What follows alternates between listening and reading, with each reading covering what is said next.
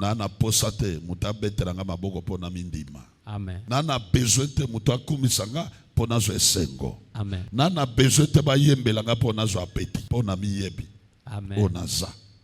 O nzamba chakatanga. Ah papa. Oyo nzamba loba ponanga. Amen.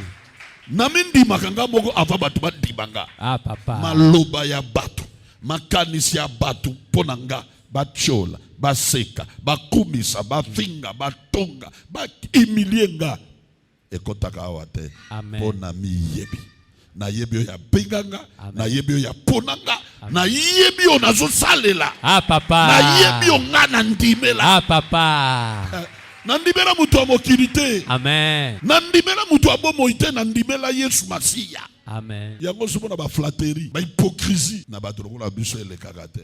Amen. Tokoma ba béton.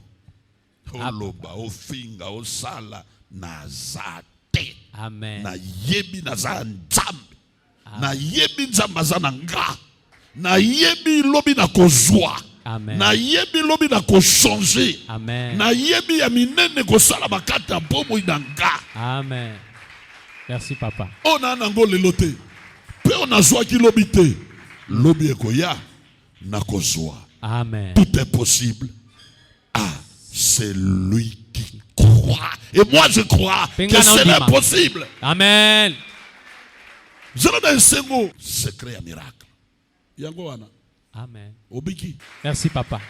Na ajo na nango. Amen. Na posa